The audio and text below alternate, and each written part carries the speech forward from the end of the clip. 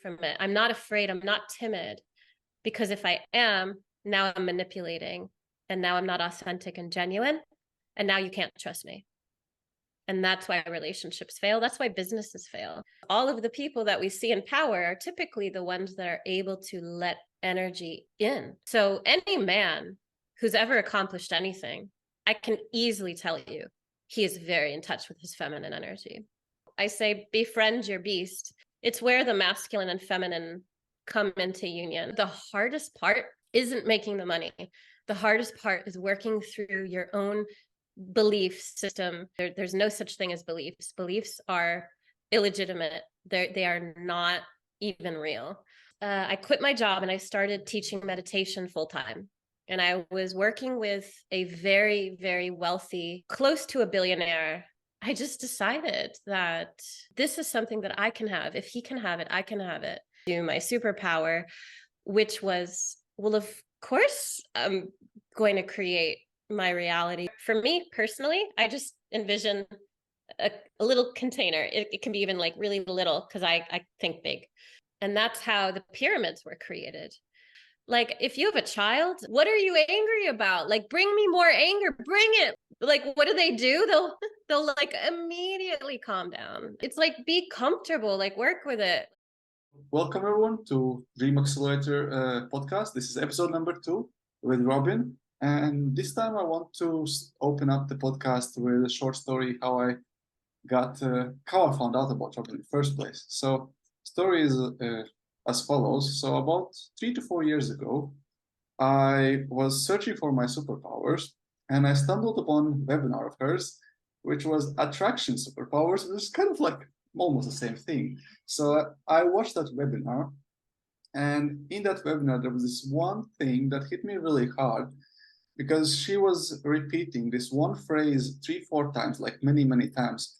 And it wasn't that she was repeating that phrase, she was leading up to that phrase for quite a while. And that phrase was, let me tune into the phrase.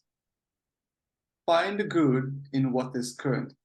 Find the good in what is current. And she was saying it in many different intonations, so it kind of like hit me. So I recorded that part of the webinar on my phone, and that message has been on my phone ever since. And I listened to that recording many, many times after this webinar, but afterwards I forgot about it. But it was still there. So that message sat with me for a really long time. And 3 years afterwards, Robyn is sitting here with me, and we're going to have a podcast. So I'm going to open this podcast with a question. What's good in your life? Like, what's good? Well, I'm honored to be here, Tom. Thank you. And I appreciate you tuning in to that podcast when I shared what I did, because I actually was in a very challenging situation at that time when I recorded it. And I had read the book, before I answer your question, I had read the book, The Power of Awareness by Neville Goddard. And in his chapter, I believe it's chapter 11, there's this one thing that he said, which is create the container by which you wish to be. Just inject in that container whatever you want and become it.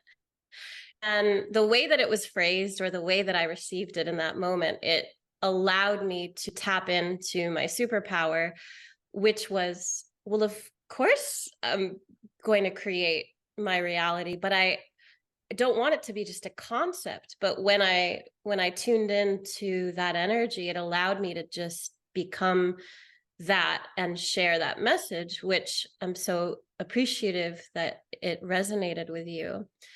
And I did work with thousands of clients in that time frame as I was going through, I'm not going to say a divorce, but a very, very intense separation with my life partner, business partner. And my clients knew that there was a lot of tension, but we worked really well together in that tension. So we kept going. After 7.5 years, I finally did have the courage to leave, because I was able to tap into my superpower. And so one of the things now, as I look back to that moment in time from where I was to where I am, I want to share with your audience that there's never anything that is not always here. So the Taoists and the Buddhists, we say that there's infinite potential, and it's only a matter of what I realize it to be. And I remember in Thailand, I was playing with that energy, and this is to answer your question. And my teacher was laughing at us because he says, "You have bad? Ha ha, bad. No." He says, "Of course bad, because good. So if you expect good, if you accept good, then you have to accept bad, but don't see it as bad. It's just energy." And that, as we're playing with the chi and working with sexual alchemy and the energy, it really came full circle for me around that message of attracting from your superpowers, where in the current, which of course everything is a vibrational frequency, our thoughts, our feelings, our energy, from where we come to where we are to what we create, everything is a wave, a frequency pattern. What do I want that pattern to be? I can actually intend it, so I can create it with my mind. So my mind has to be clear. So I would say what is good in the current of now for me is my mind. My mind is good. My mind is clear. I'm open. I'm free. I'm not attached. I'm not clinging to anything or anyone or any idea. I'm inspired. So I want to come from that place with everything I do. And what I notice with this concept of, as you said, good, it denotes or connotates something that is also not good. And so I'll rephrase it to, instead of maybe find the good in what's current, always know that whatever is in current, whatever's happening, I mean, it's so vague, but it is. And whatever I decide it is. So if I decide that it's good, I have to also recognize that I'm okay with it being bad, because I always have to agree with its opposite. I always have to accept its opposite. So if I'm accepting what's good, I'm also accepting what's bad. So I'll also tell you what's bad because we have to create that balance, right? So as the Tao, I would say, well, what's good is, I'm clear, I'm free, I'm open, I'm free from clinging, I'm free from distress, I'm free from anxiety, I'm free from worry. I would say the opposite of that is, right now my body is tired. I want to sleep more. I need more coffee, and it needs to be a little stronger.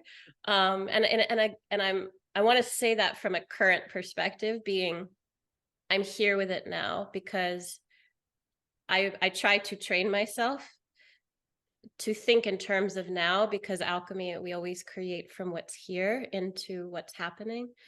So if I answer, or if anyone projects into the future of something that's going to come up that they may be anxious about, I always try to remind myself and others to actually just look, well, what's happening now?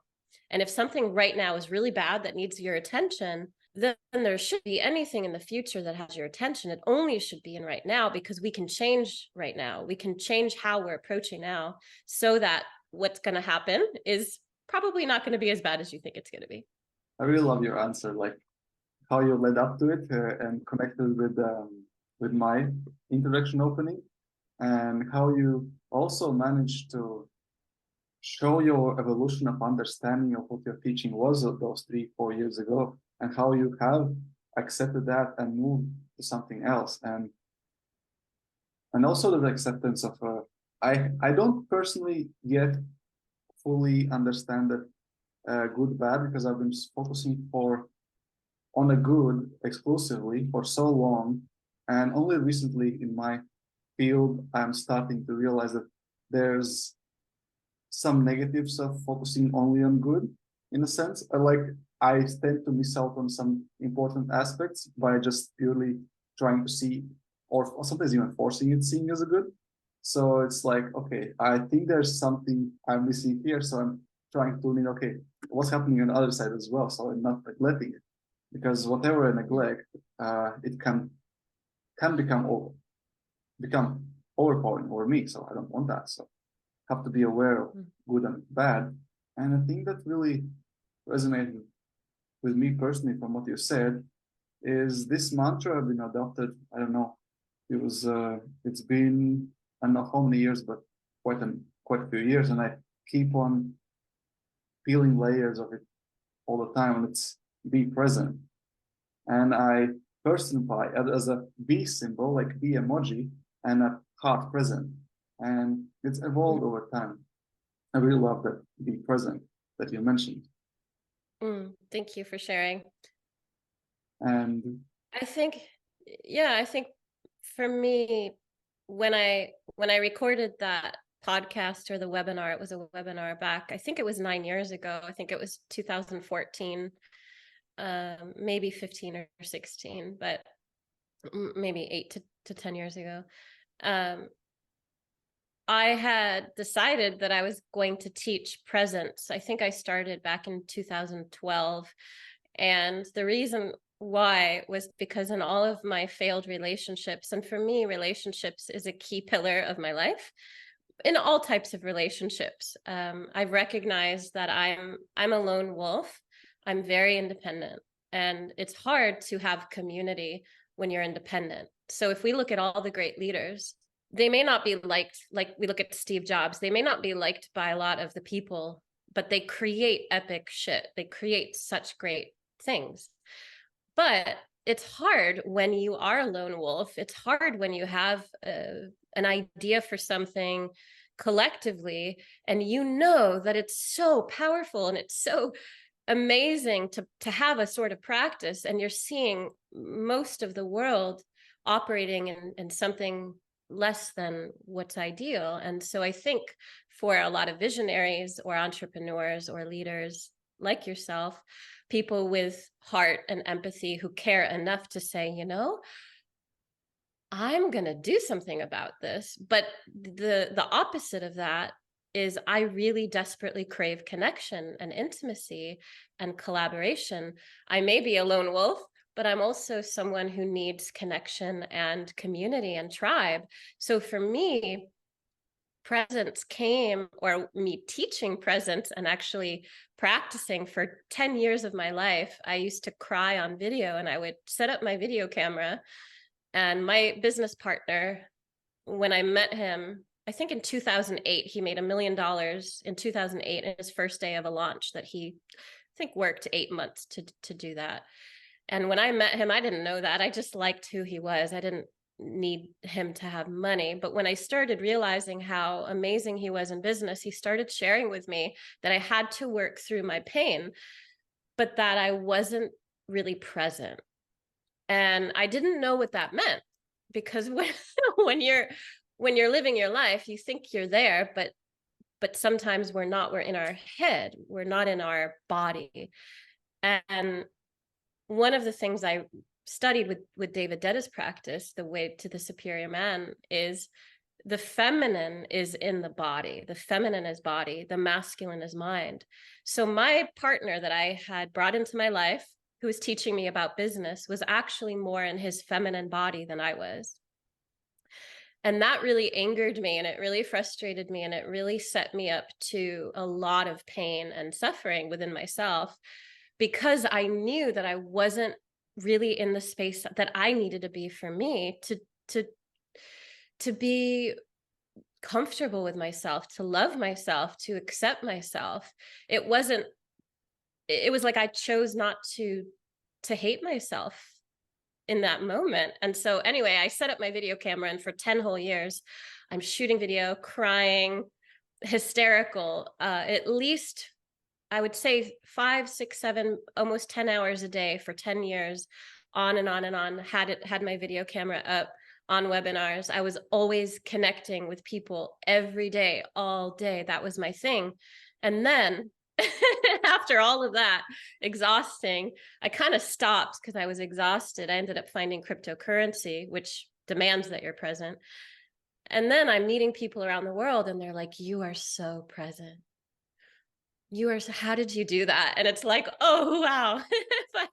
I can't, it's so challenging to to bring, like, because what it took for me personally to get me to be present was so painful that when I see other people in pain or struggling, it's kind of like, I say to them, like, yes, you're good. Like, this is it. And it's like, you know, we get mad because I don't want to feel this way, but you have to move through the pain if you want to accept yourself. If you want to actually feel what's really here, you have to move through it. You can't just work it with the mind or set it aside or think, haha, I'm good. I'm okay. You have to bring it in and work with it. And that's what my former partner taught me. He was so in touch with his masculine and feminine, and I didn't know at the time. I was just angry because I wasn't really aware of what feminine energy was, and that was from my upbringing with my mother. And so it was like very challenging. But once I went into the pain, and I would say that pain energy is feminine energy. You know, the feminine energy is what I believe carries the pain. We have births, right? I mean, we're the ones that carry the pain. The masculine is the one that makes sense of it. You know, the masculine is kind of the one that comes in and says, okay, let's move on.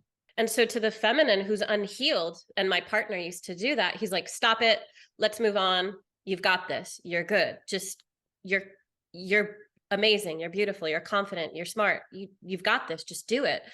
And it's like, no, I don't. You know, it's like we're all over it's like we're in this pain body. And so I just say, like, really, like, work with the pain, alchemize with the pain in order to be present. And that's the only way to be present. And that's the only way that I can say every day, if something, and this is an indicator, if I feel like I'm in my head or I'm not really in the moment, or I escape my body because I'm uncomfortable, like maybe I don't like someone in the room and I get really uncomfortable and I go to like wanting to escape or go in my head, I bring the energy down and I connect with the pain. And I'm like, is this really a bad situation? Am I in trouble? Am I gonna, like, is this like really messed up? Do I have to run and escape the situation?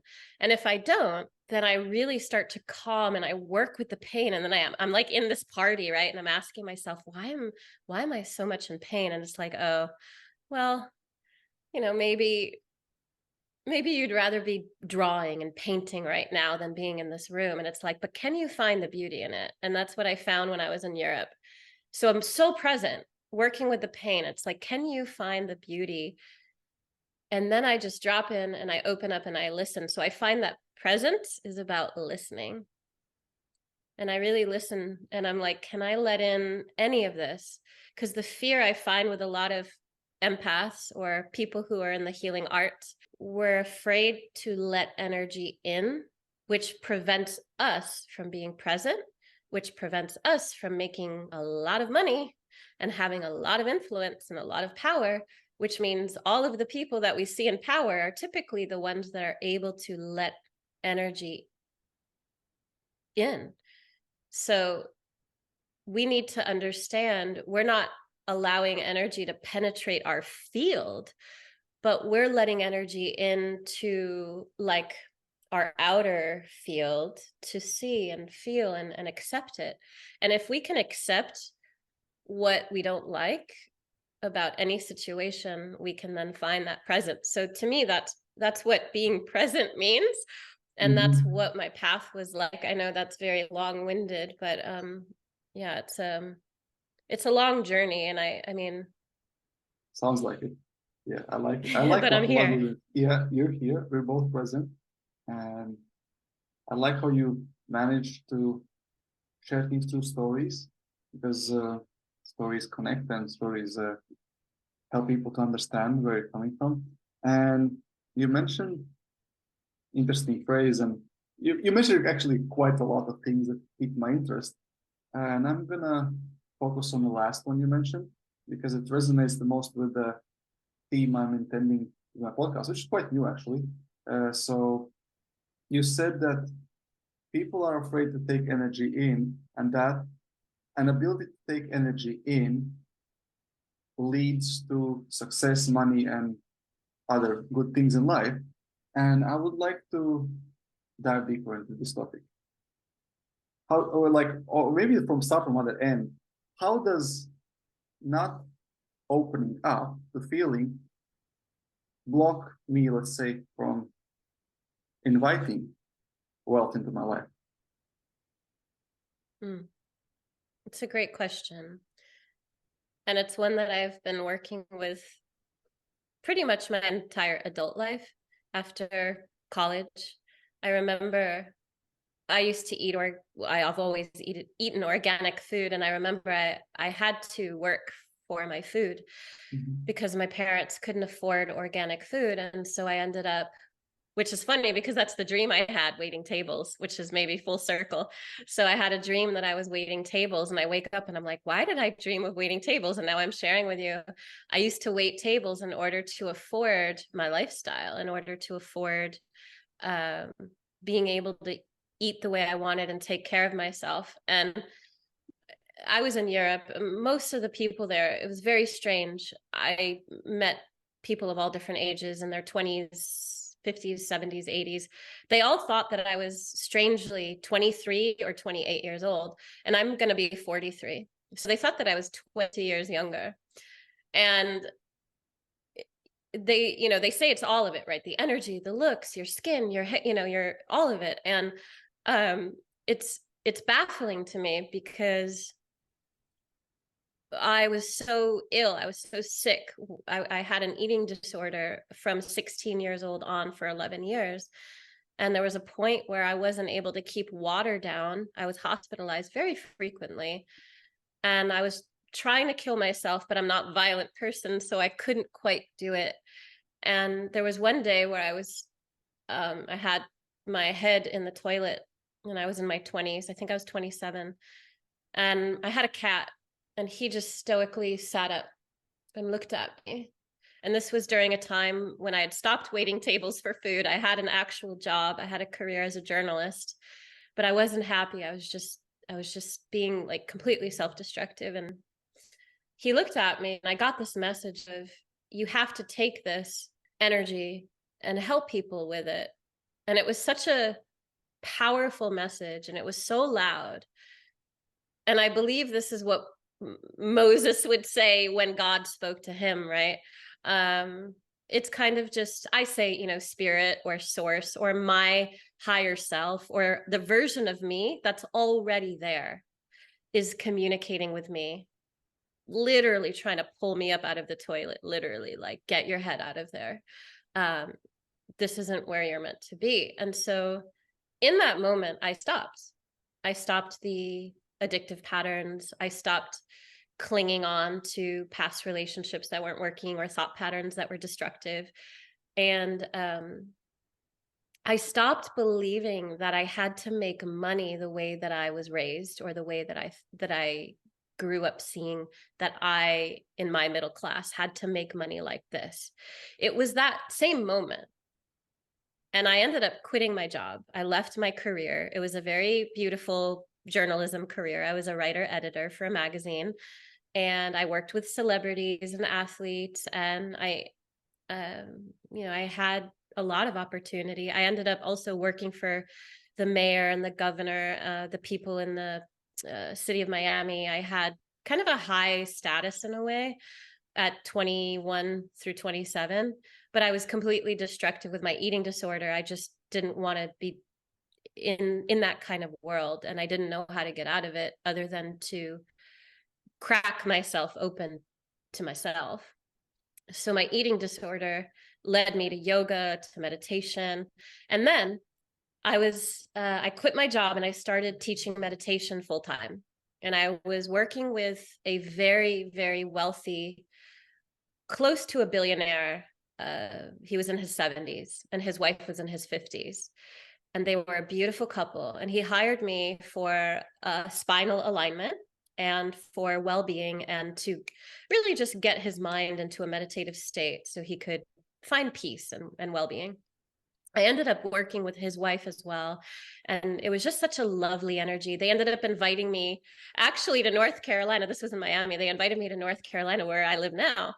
And I remember like, oh, no, I can't go. And I was so timid at that moment in my 20s. But I remember I was working with these multimillionaire, billionaire clients. He owned a finance company. He was a CEO of a very, very, very well-known company in Miami, and made a lot of money. And I remember sitting there feeling like I could barely pay my rent. And I want to cry because it's like, wow. And now I'm in, a nearly $2 million estate here. And I just decided that it's not, this is something that I can have. If he can have it, I can have it. And I tried to, as you said earlier, I looked for the good in him, because I used to see, well, if he has all this money, he must be a bad person. He must have done something bad for it. Because I was raised with the energy of like the negativity, or the money is dirty, which is a propagated message in America to prevent us from having wealth.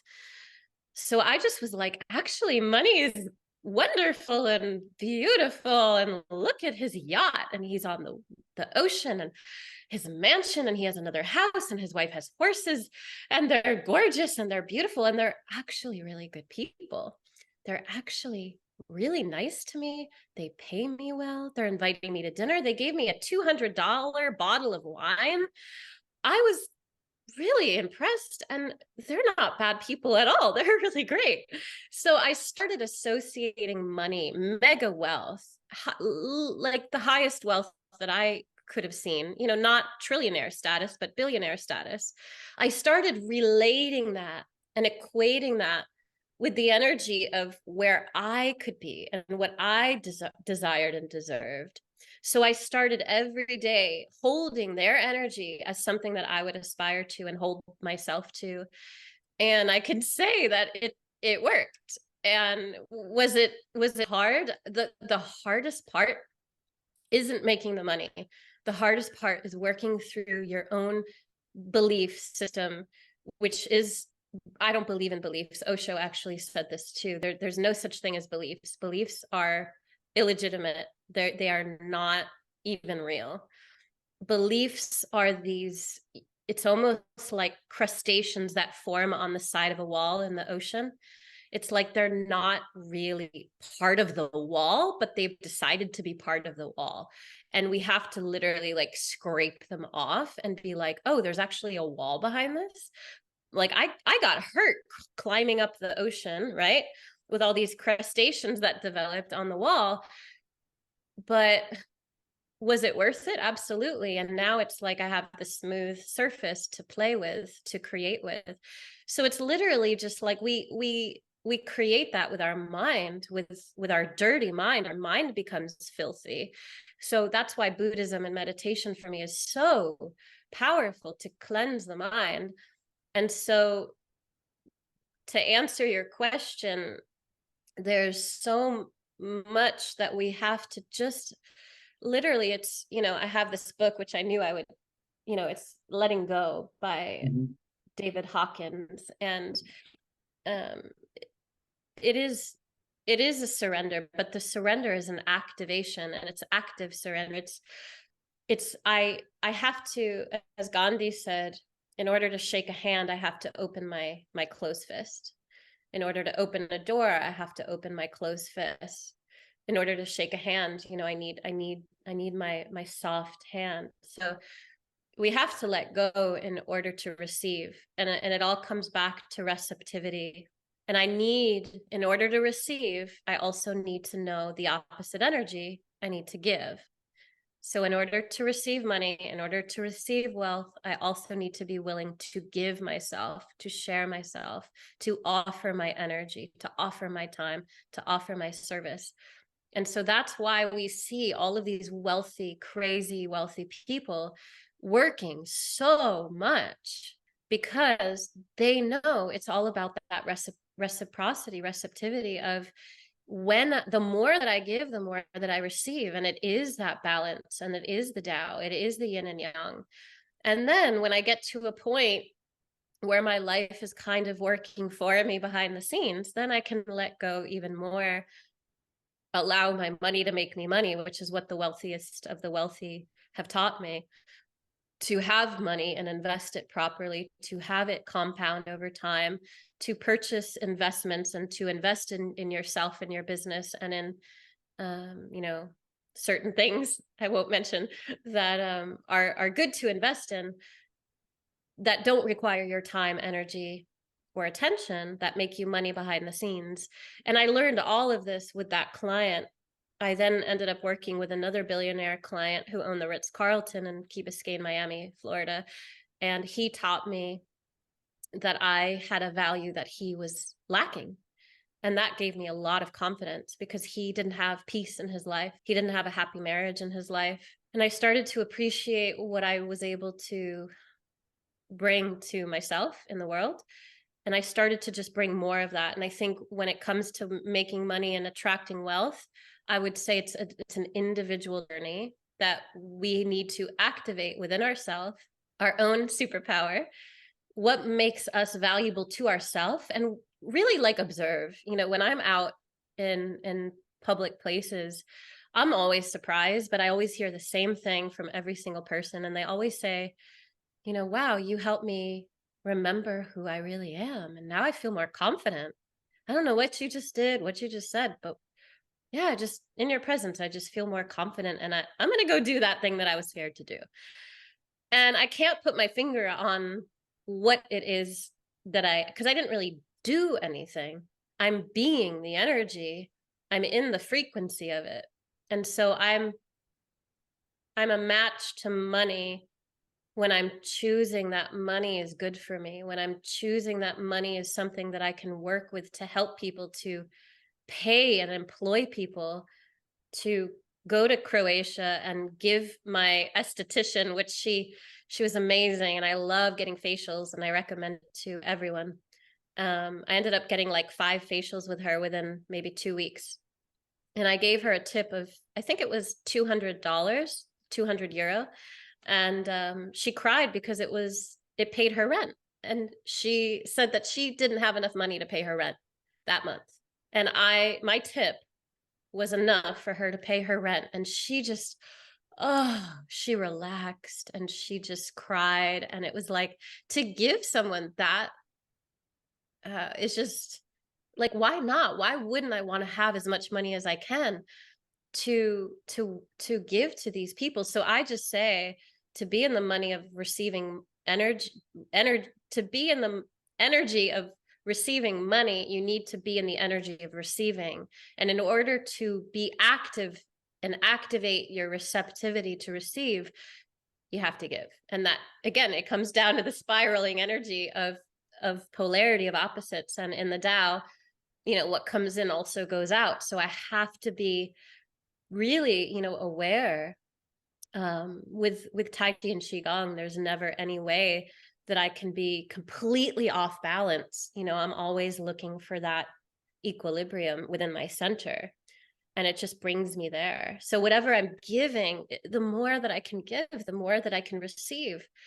And it is, yes, I have to work on receiving. Like, I have to be okay receiving $100 million. And I need to then, if I'm not, I need to then find that frequency of like, okay, how do I get there? Okay, I need to move through these stories, these beliefs.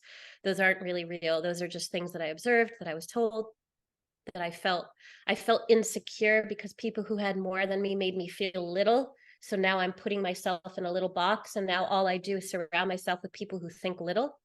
And now I resonate with the little thought, with the little, not that I'm condemning those people, but I'm just saying, now because of that, maybe I feel bigger and better in the sea of little thinkers, little thoughts, smaller, it's comfortable there. And I say that because I see, that's my family of Russian immigrants who came from Russia in 1886, left the Holocaust. The people, my family who stayed, died in the Holocaust in Lithuania and Russia and Poland. And the people who came to America, I'm here because of them. So they weren't little thinkers. They couldn't think like this. They had to think bigger, but they came with nothing. They were very smart and wealthy over there, but then when they came, they were peddling jewelry, worked at a seafood place in Boston and Massachusetts, like selling seafood. One of them was a seamstress. It was a button maker. It said on the papers that they were a button maker. And if I, just like many people in the world, whatever country I believe, especially in Europe, if I stay in that small thinking, like my culture taught me to, well, I come from a button maker, so I need to stay here, right? Because that's where it's comfortable and that's how I know how to receive. I need to now be willing to give so much more. I need to be willing to give what's worth $100 million if that's what I'm expecting to receive. So I asked myself, what is that energy? What does that taste like and feel like? How does it move? How does it ripple when I go out in public? And my last thing, I went to my friend's Thanksgiving party yesterday, dinner, and I showed up in my French silk, which, to me is kind of simple, but it's French silk. It's beautiful. And my girlfriend said, "Oh my God, I wish I was in that outfit. You look like $1 million." And I'm like, I actually feel like more than that. I feel like $1 billion. She was like, "Why you look it?" And she was like, "Oh my God." And she was reflecting how I felt. I didn't say anything. I didn't do anything. She's reflecting how she felt with my presence because that's how I feel. So it's really just like an injection of my decision. It's like deciding, this is me. Just this, the thing I opened with Neville Goddard, the container by which I am, I'm going to hold that as my truth. And what is that? And of course, I have to believe that that's true for me, of course. So I need to work through whatever it is. And again, lastly, the reason why I want to generate and build a $2 billion company is not selfishly. It's because the more money I have, the more really beautiful, wonderful, amazing people I can help and employ and pay and serve. The more good that I can do, the better facility I can create, the more land I can buy. It's serving a purpose. So I believe to receive money, to receive that wealth, to receive that goodness, to receive the beauty, the radiance, and the reflection back where people, not just you feel it, but you're getting it everywhere you go. Like, wow, look at you. Wow, you're amazing. Wow, I feel amazing. Wow, your presence is to feel like that's your path and to give in an equal form, to share yourself equally as you're like, of course I'm accepting $1 billion because my purpose, my intention, my vision is so pure, so beautiful. And of course we can say that with people without a pure vision, that they can really see it, they can really feel it, they can really own the purpose. So we have to now connect not just to the feminine of receptivity, we have to also connect to the masculine, which is, this is my path, this is my vision, here's where I'm clear, here's why I'm doing this, it's very intentional, this is it, nothing's going to stop me, I have no feeling about it, it's done, and that's what I'm doing. So I meet that masculine with the feminine, which is like, I feel it, I believe it, I trust it, I have faith in it, I'm in the energy of it. And Gandhi, he said, there's no such thing as hope, there's only faith. And faith is not about the future, hope is about the future. And a lot of people living in poverty, and a lot of people who are religious, they talk a lot about hope. And Gandhi said, it's no, hope is a false prophet. He said, you have to have faith, and faith is the belief in what you can bring from here. It's now, it's being here now, and then bringing that energy forth. And that's how we create, not from ego, not because, oh, haha, look at me, look what I can do. It's really about the beauty of, of trust, but also, again, bringing masculine, feminine together. I really love your answer. It's quite a long one, and there's so jam-packed, and it answers not only my question, but maybe others' questions. And how I understood it for myself, like, for example, let's say I meet let's say some angry guy on the street, and is it better for me to open up to that anger to become more wealthy or close down to it? Like that would be like one example. And I'm not sure if I fully understand what's answering this specific case. However, I did like those two examples you gave me visually, which is one, in order to receive, I have to open up my hand. Like it's like I understand in physical world. If I want to open up the door, I have to go and open up my hand to open up, norm up, and then I can receive fresh air, open up the window, open the door. So that makes sense in the physical world. If I understand the physical world, I can understand also in emotional world. And the second thing that really resonated with me was about the beliefs you said about the world, because I've been sailing, and if you sail in tropical places, the shells gather the boat very, very fast. So you have to clean it very regularly. So, and if you stop cleaning it after a while, very soon it's very hard to get it down. So it is much easier to clean it regularly, have maintenance, and it kind of all the dirt comes off. But if you leave it for a couple of weeks, couple of months, maybe even a year, after that, this requires quite the effort. And seeing this as beliefs, when you said a specific sentence that these things that attach to the wall start thinking they're the wall, or like appears to be a wall, but is it really? So I found that very, very relatable and powerful. Would you like to uh, go deeper into an example about the angry guy on the street? What's your take? Like really short one. I am walking. I'm on my way, and I suddenly see someone I don't know, some guy who's really angry and basically expressing his anger. And what's the best thing to do? Oh, well, it depends. Of course, of course, of course, it depends. Unfortunately, there's a lot of homeless people in America, and they're very angry, and they walk around talking to themselves. It's very, very sad. In those situations, I don't approach them. And there's been a lot of situations where they kill people. You know, sometimes they're so angry that they don't care because they're not mentally stable, which makes sense. It's very, very sad, and I see it a lot in America. It's very big in San Francisco, for example. In Portland, Oregon, I moved. It was a very strange situation, but you would see angry people like that all the time. I was talking to someone that I was interviewing in a podcast about anger, because there was something he said that I didn't quite agree with.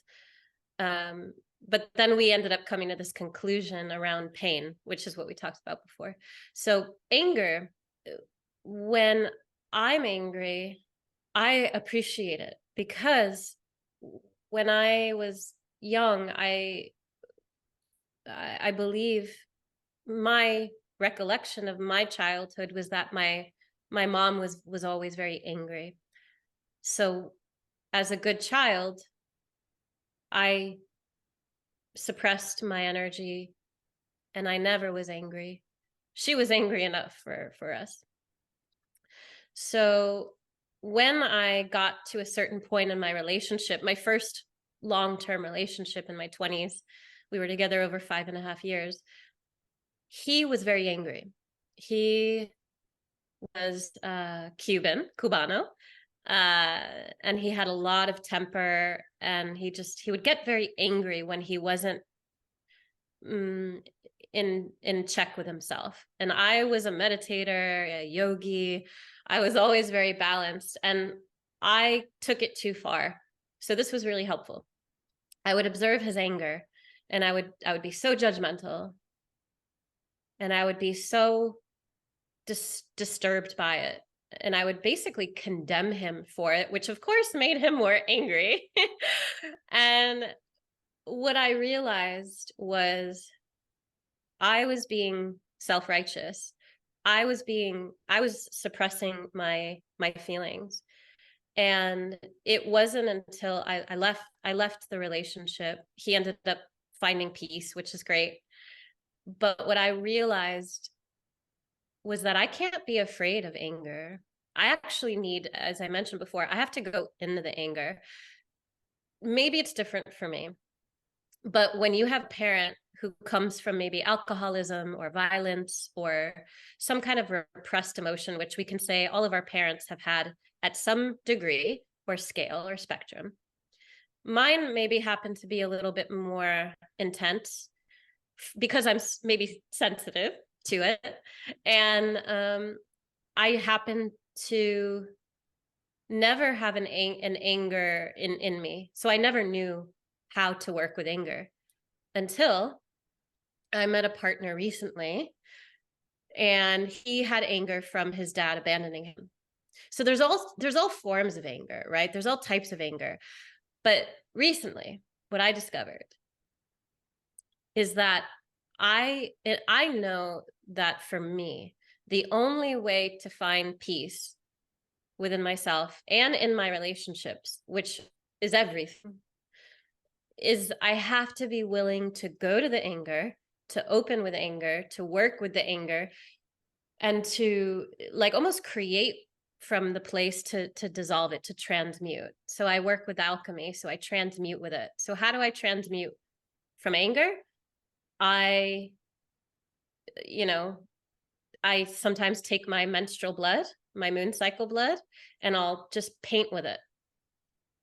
And I get so in my dark feminine, not, I'm not harming anything or anyone, but I'm taking that anger and I pull and I find, where am I angry? Where am I angry? Where am I not complete? Where do I feel off? Where do I feel maybe any kind of victim energy? Because anger comes from being a victim. So I recognize with my ex-partner, who came from Cuba, who came from refugees from a raft over from Cuba to Miami, they're very angry people. So the only way to move through it is to work with it. So I paint with it. I dance with it. I cry. If you have to punch a pillow, I can't be violent. So I paint. I use a lot of red. I have a red painting here and I love it. And it represents me transmuting my anger into art, which is alchemy. And that's where all art comes from. If you look at Van Gogh, they say he became delirious because of the oil in the paint, because it was toxic. Yeah.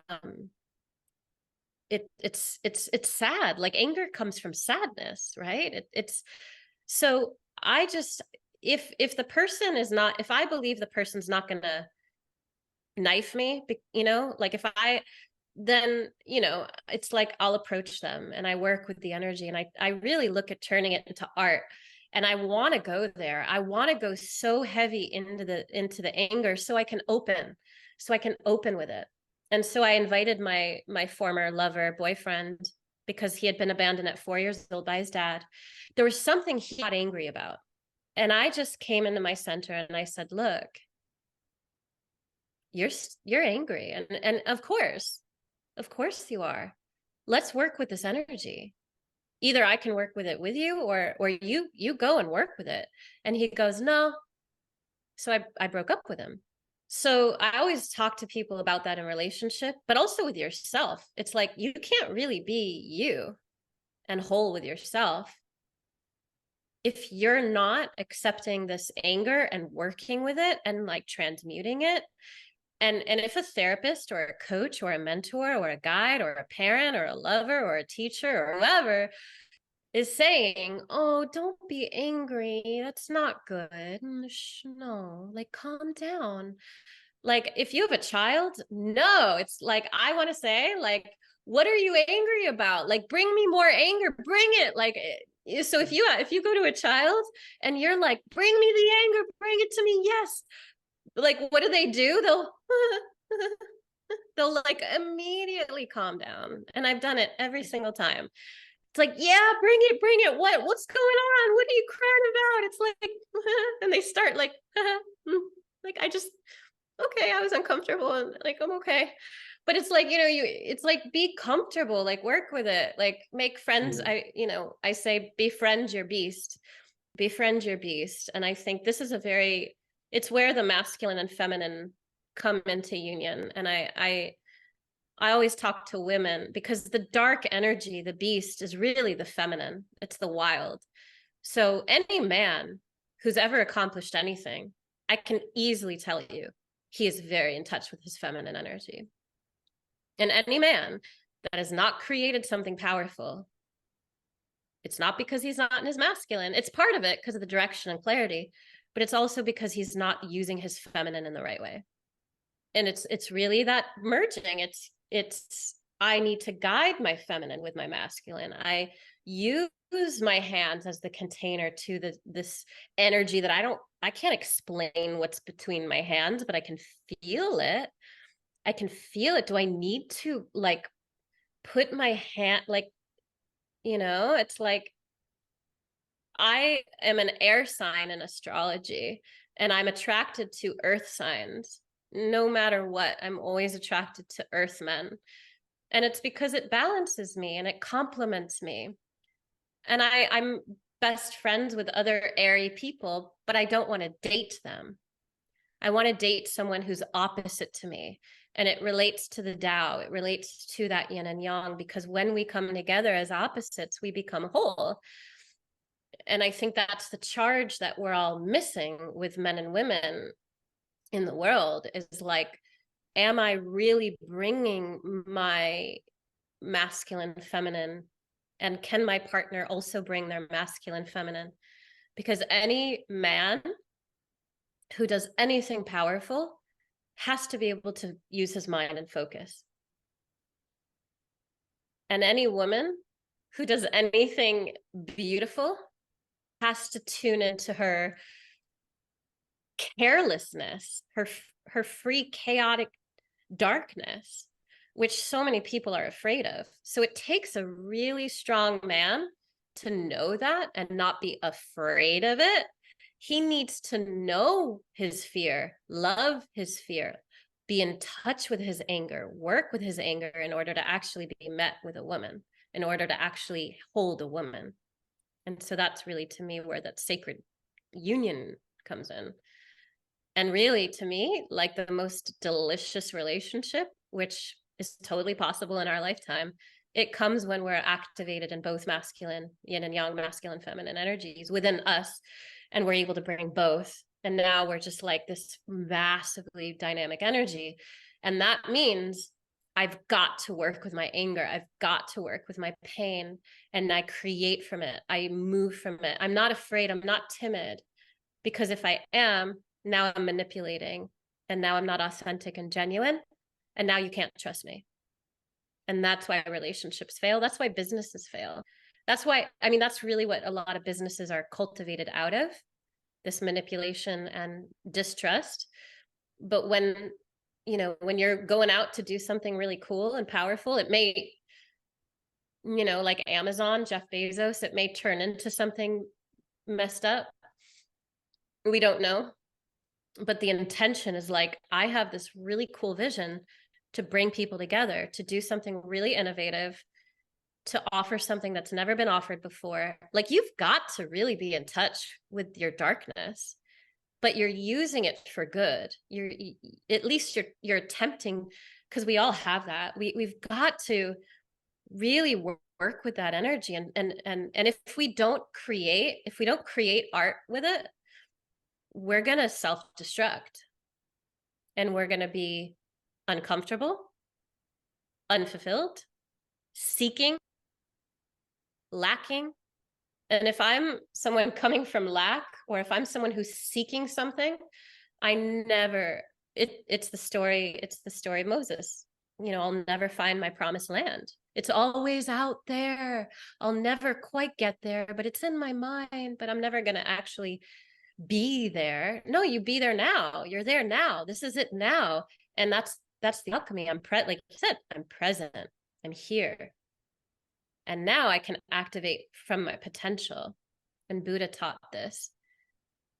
The potential is limitless and infinite. It's only a matter of my imagination. And so now I bring my mind forward with the energy. And now I'm co-creating with my mind and with the energy. And it's really not me. It's just energy. And energy is always like, there's nothing like, I can't put my finger on you, really, your soul, your spirit. It's energy. So there's nothing really like about us that we can define.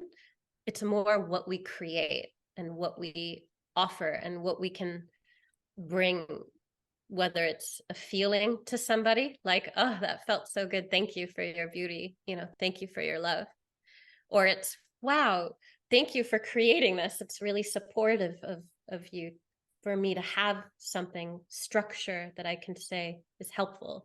So it's like we look at that, the structure of the masculine and the emotion of the feminine, and when we bring it together, it's like, to me, that's what superpowers and activating, being present is all about. I really love your long answer, and you managed to finish it perfectly where I wanted you to finish, with superpowers. And because we're running out of time, and I'm aware of that, I'm almost afraid to ask you the last question. But while you were talking, I can be short. You can be short. I'm sure you can. Uh, However, I also figured out the best way how to respect both of our times, how to ask the question.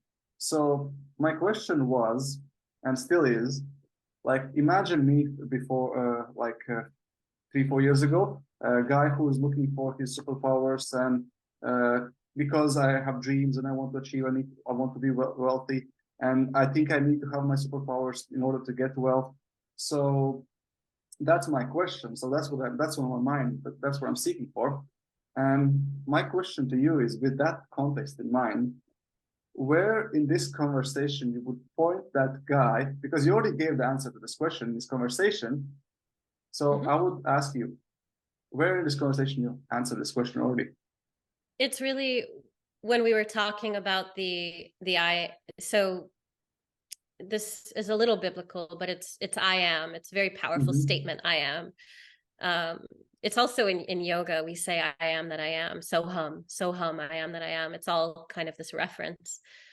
It's also in the Hermetic text, which is alchemy. So it stems back way back in Egypt and Chemi, the alchemy, which is really proclaiming, again, what is, and to get out of our own way, easy. I envision this beautiful container, whatever you want to visualize, whether it's a ship, you could, maybe you, in your mind, you have this like sailboat that you were like dreaming of owning one day, or being on, right? So like I imagine maybe a ship, or maybe a house, or maybe somewhere beautiful. And let's say I now envision that as my container. Or for me personally, I just envision a little container. It can be even like really little, because I think big. So it's like I have this thing in my hand, and I see this container as my life. And I can see my life is finite. My life will end. But the thing that I create, I don't want. It can be a legacy. My legacy can live on. My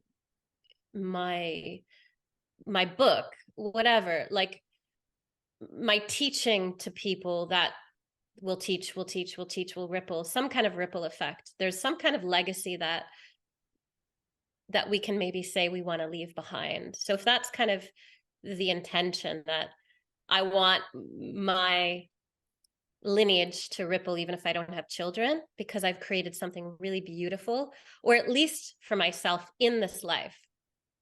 So I envision the container or a ship, again, whatever it is that helps you to visualize. And I visualize this empty space. And just like Neville Goddard said, this is me. So I come out of my own self, and now I'm looking, and this is very yoga. I'm observing, right? What do I want that? What would I be happy with? What would please me at the end of my life, knowing this is what I am. This is what I am. This is what I am. So I have to feed that, and I have to practice. This is me. And you catch yourself, you hire a coach, you work with people to get you out of, I work with hypnotherapy and visualizations a lot.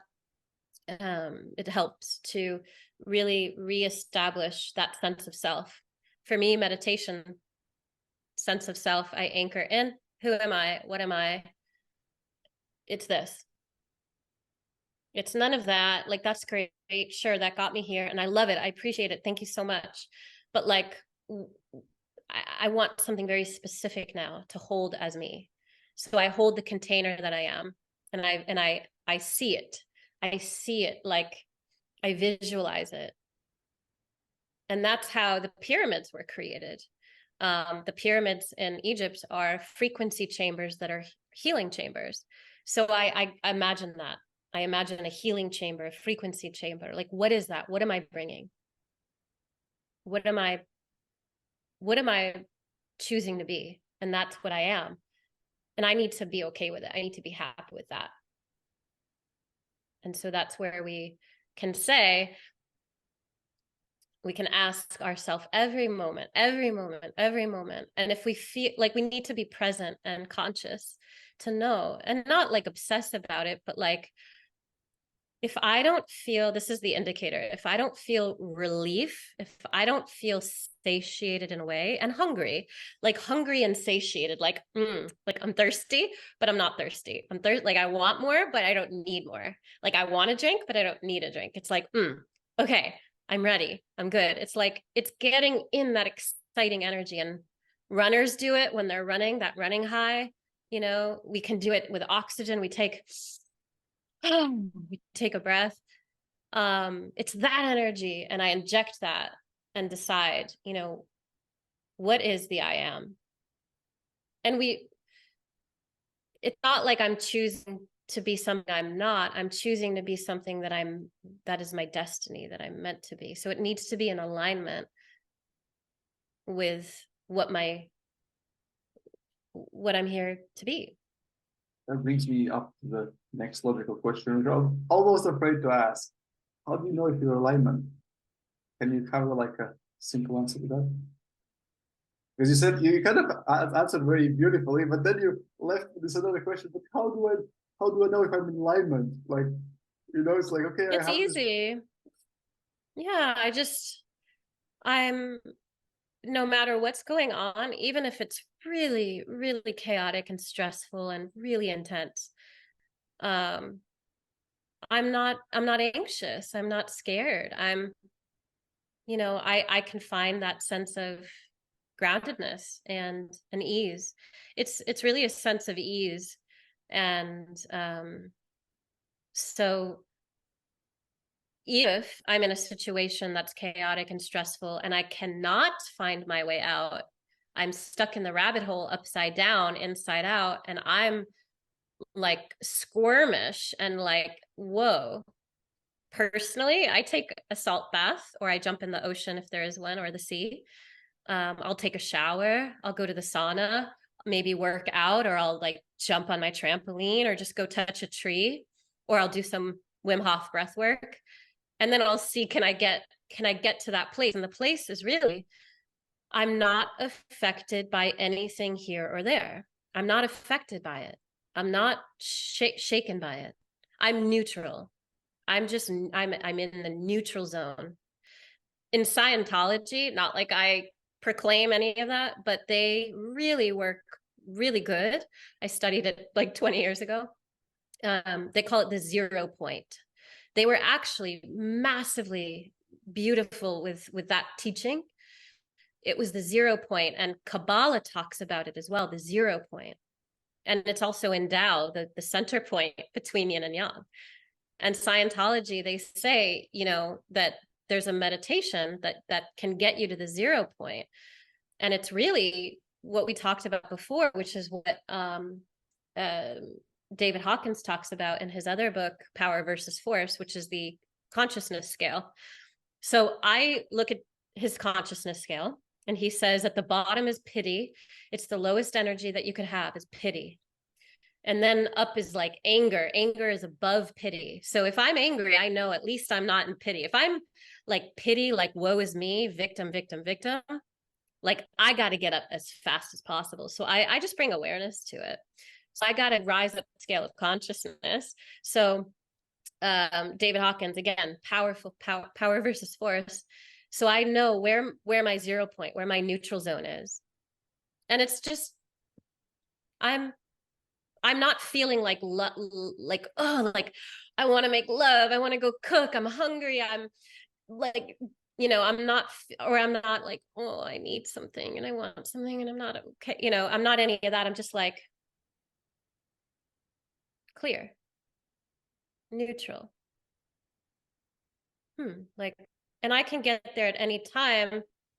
Usually for a woman, it's a little harder than a man because of our menstrual cycle. So I will say 3 days before my moon cycle, it's like I've just agreed that there is no 0 point, there is no center point for me, and I'm okay. I have to be okay with it. And with my partner, whoever I'm with, my lover at the time, or my boyfriend, I'll be like, look, I'm not going to be in a neutral zone. I'm going to be way in, emotional distress. And I'm okay with it. And if you're not, like, go, leave me alone. And usually they're like, "Aw, it's okay." When you're like, so to me, it's first we have to bring awareness to it. And if I'm freaking sad and angry and I'm in grief and I'm in loss and I'm upset, I need to know that that's where I am. So I have to be self-aware. But then once I do bring that awareness into it, then I can open, like we said, we can open and look and say, oh, all right, I know there's a neutral zone and this isn't what I feel right now. I don't feel nothing right now. I don't feel like nothing. I feel something. I need to work my way up. And we can use David Hawkins' scale of consciousness to work our way up. I used to coach people.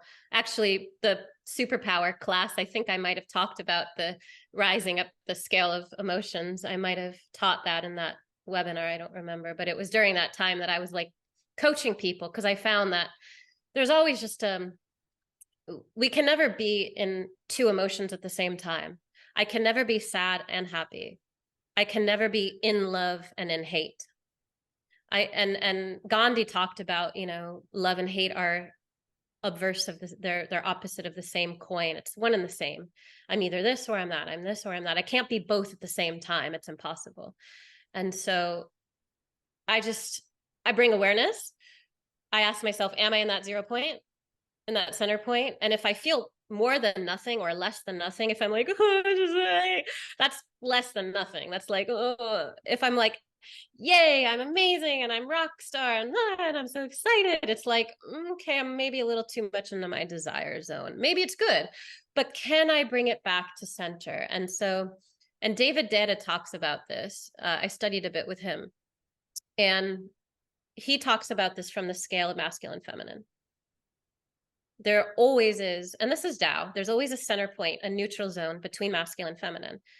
Whenever I meet somebody, I can always tell from your center point if you're more in your feminine or if you're more in your masculine. I can always tell based on the neutral zone, the center point, which is nothing, which is emptiness. Emptiness is also a masculine trait, but we can call it just available energy, ready to move in one way or the other. So when I'm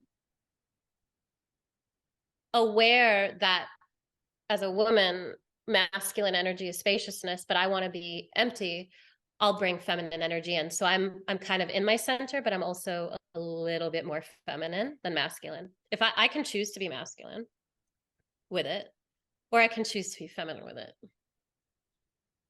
It's so subtle, right? So it's just aware. It's like knowing the energy, knowing from nothing, where's feminine?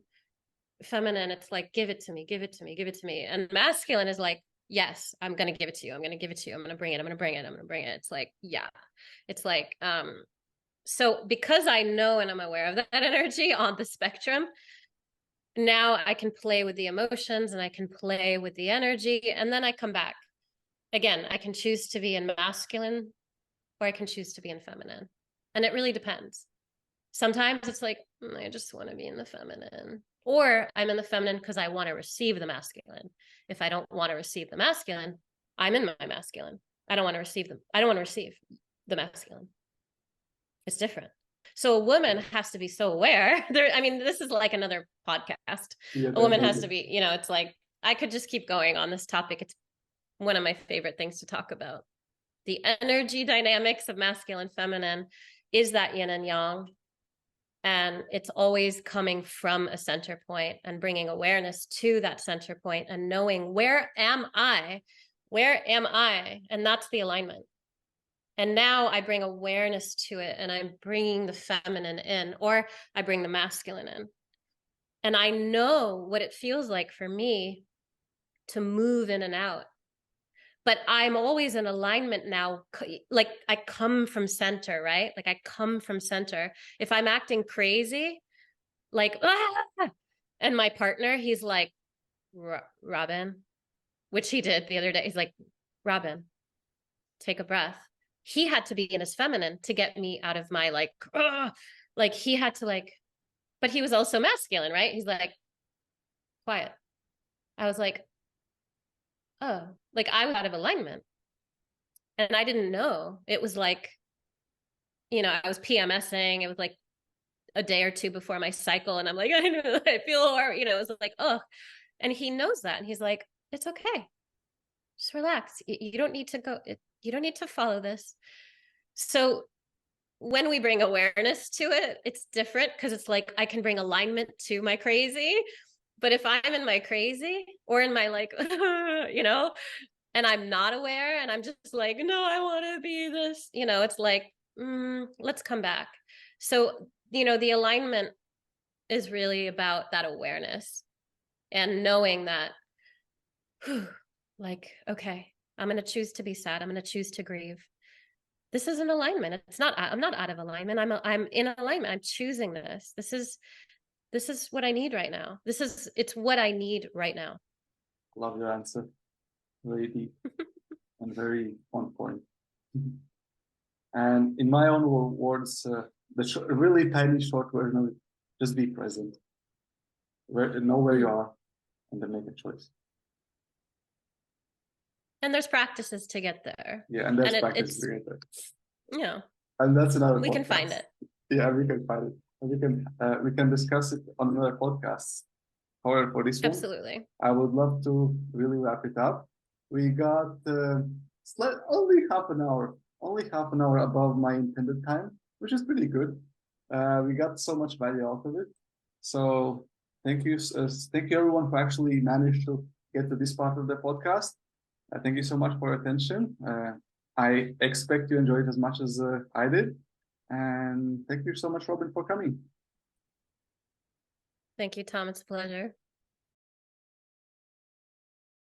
The Power of Awareness by Neville Goddard, study with David Dennis practice, The Way to the Superior Man. It's Letting Go by David Hawkins. And David Hawkins talks about in his other book, Power versus Force, which is the consciousness scale, tap into my superpower, which was, well, of course, I'm going to create my reality, create the container by which you wish to be. Just inject in that container whatever you want and become it. There's never anything that is not always here. there's infinite potential, and it's only a matter of what I realize it to be. Empaths, or people who are in the healing arts, we're afraid to let energy in, which prevents us from being present, which prevents us from making a lot of money and having a lot of influence and a lot of power. And so to the feminine who's unhealed, and my partner used to do that, he's like, stop it, let's move on, you've got this, you're good, just you're amazing, you're beautiful, you're confident, you're smart, you've got this, just do it. The feminine is in the body, the feminine is body, the masculine is mind. I don't want to feel this way, but you have to move through the pain if you want to accept yourself. If you want to actually feel what's really here, you have to move through it. A bad situation, am I in trouble? Am I gonna, like, is this like really messed up? Do I have to run and escape the situation? And if I don't, then I really start to calm, and I work with the presence is about listening. Beliefs are these, it's almost like crustaceans that form on the side of a wall in the ocean. It's like they're not really part of the wall, but they've decided to be part of the wall. And we have to literally like scrape them off and be like, oh, there's actually a wall behind this. In order to shake a hand, I have to open my closed fist. In order to open a door, I have to open my closed fist. We have to let go in order to receive. And it all comes back to receptivity. And I need, in order to receive, I also need to know the opposite energy I need to give, that I had a value that he was lacking. And that gave me a lot of confidence, because he didn't have peace in his life. He didn't have a happy marriage in his life. And I started to appreciate what I was able to bring to myself in the world, that I felt insecure because people who had more than me made me feel little. So now I'm putting myself in a little box, and now all I do is surround myself with people who think little. And now I resonate with the little thought. Now, because of that, maybe I feel bigger and better in the sea of little thinkers, little thoughts, smaller, it's comfortable there. So I need to stay here, right? Because that's where it's comfortable, and that's how I know how to receive. There's no such thing as hope. There's only faith. And faith is not about the future. Hope is about the future. And a lot of people living in poverty, and a lot of people who are religious, they talk a lot about hope. And Gandhi said, it's no. Hope is a false prophet. He said, you have to have faith, and faith is the belief in what you can bring from here. And my girlfriend said, oh my God, I wish I was in that outfit. You look like $1 million. And I'm like, I actually feel like more than that. I feel like $1 billion. And I just came into my center and I said, look, you're angry. And of course you are. Let's work with this energy. Either I can work with it with you, or you go and work with it. And he goes, no. So I broke up with him. I always talk to women, because the dark energy, the beast, is really the feminine. It's the wild.